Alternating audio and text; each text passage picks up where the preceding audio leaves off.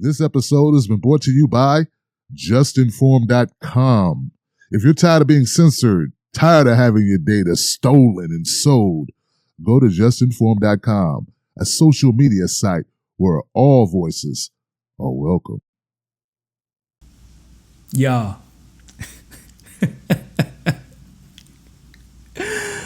I can't deal with this. It's just like I'm caught up in a rerun of a very, very bad sitcom, where it's like a slapstick sitcom where the cast keeps putting themselves in precarious predicaments and stupid situations, and you would think they learned their lesson at the end of the episode, but they never learn their lesson, and that's how the season keeps progressing. It's through them never learning their lessons. That has to be it, right? Because sweet baby Jesus, Buddha, and Allah, Hillary Clinton reportedly may run for president again in 2020. And this is according to the New York Daily News. Now, the article appropriately starts off with Hillary Clinton hasn't learned her lesson yet. That is like the nicest way to put. We're going to continue with the article.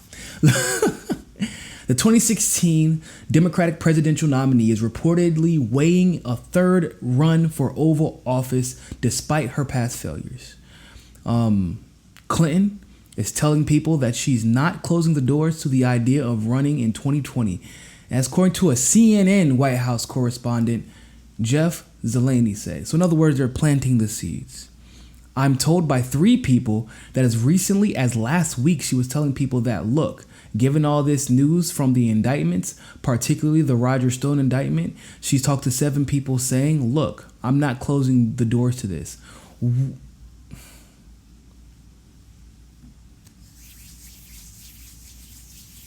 Oh my God.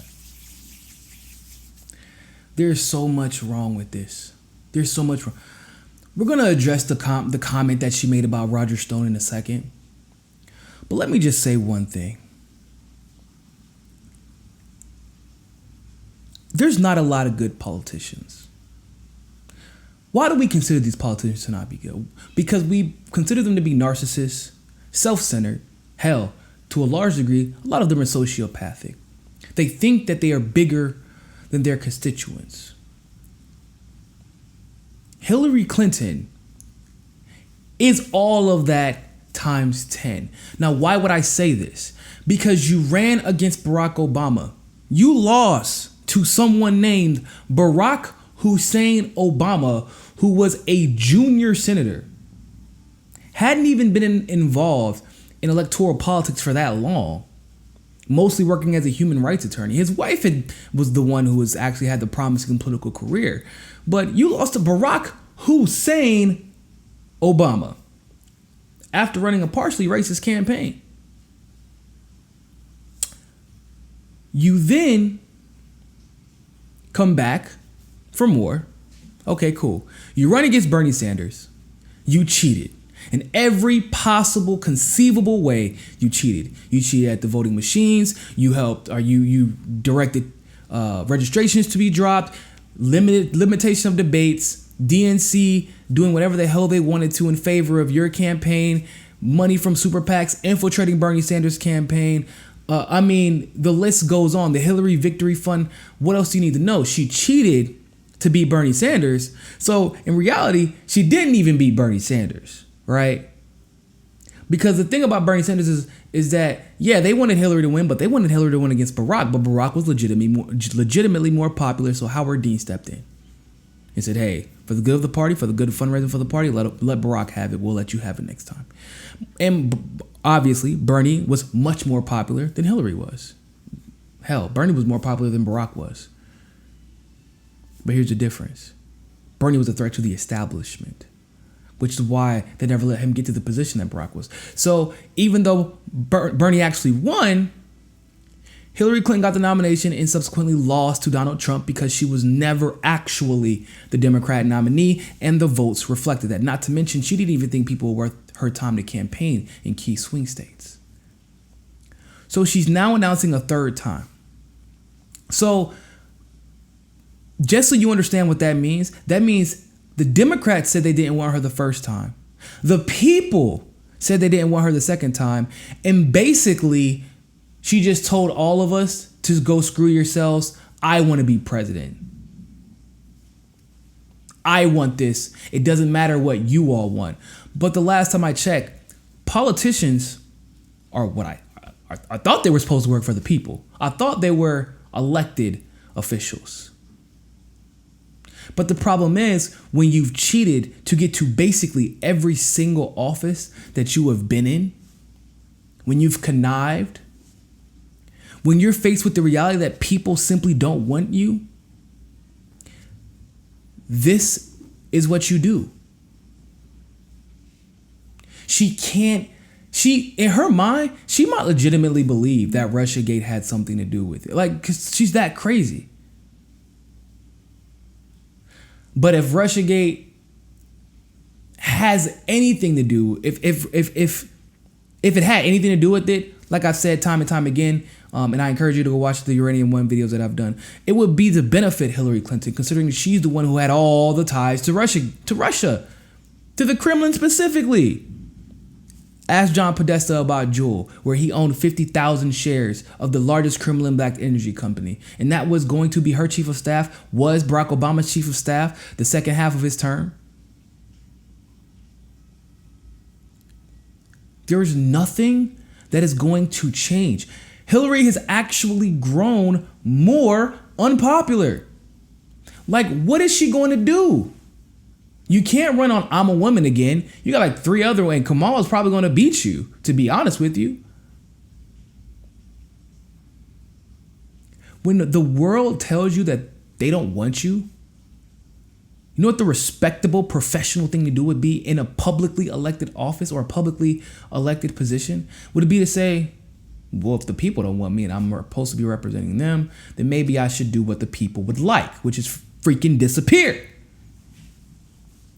Now, I want to address the part where she said that she actually has a chance to win because of what's happening with Russiagate. She said, I'm told by 3, the article said, I'm told by 3 people. As recently as last week, she was telling people that, look, given all the news from the indictments, particularly the Roger Stone indictment, she's talked to several people saying, look, I'm not closing this door. People, the Roger Stone indictment has literally nothing to do with Russiagate. It is what I've said time and time again. It's the same thing with Paul Manafort. Paul Manafort's situation, nothing to do with Russiagate.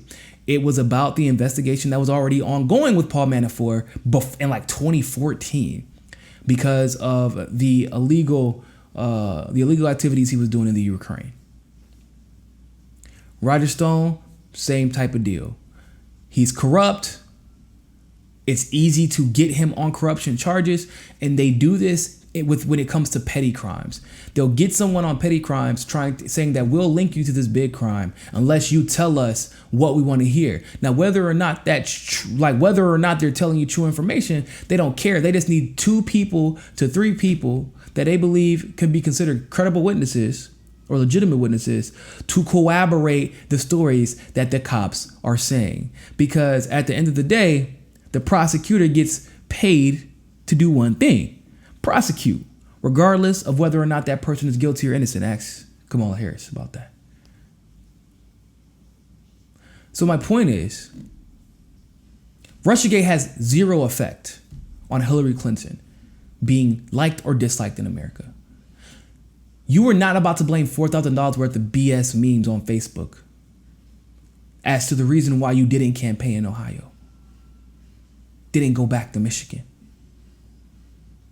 popped in to say what's up to Debbie Wasserman Schwartz in Florida, but you didn't even really do much here, did you? You hid away from the media so they wouldn't get a chance to ask you questions. You're a miserable politician. You're bad at this job. You're not good. You didn't even do anything as senator. People really underestimate how much Hillary Clinton has not accomplished anything in her political career, except for winning office. But once again, the one office that she actually had to run for, it's widely speculated that she cheated to get there.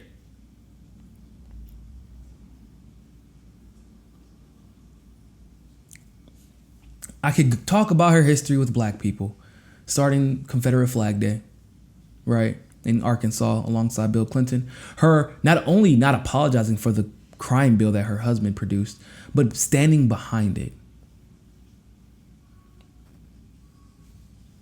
Super Predators, her brushing off Black Lives Matter, while Bernie embraced them and even hired someone to his campaign from Black Lives Matter. Like, just how selfish can you be? I don't get it. How selfish? This woman lives in a different planet than we do. Has to. She cannot be right in her mind. The Democrats told you no. Then Democrats, Republicans, and independents told you no. This time, it looks like the party's probably going to be the one to tell her no, because they already have their preordained candidate in Kamala Harris. And I doubt they're going to want to take another chance on a two-time loser. Thanks for watching that segment of Mi Casa es Su Casa. You can donate to our Patreon and keep helping the network grow by clicking on the link in the description below. And also, make sure you join us at JustNForm.com. And finally, make sure you subscribe to us on Roku and be part of the very first independent news network on Roku TV. But more than anything else, always remember, find your balance. Peace.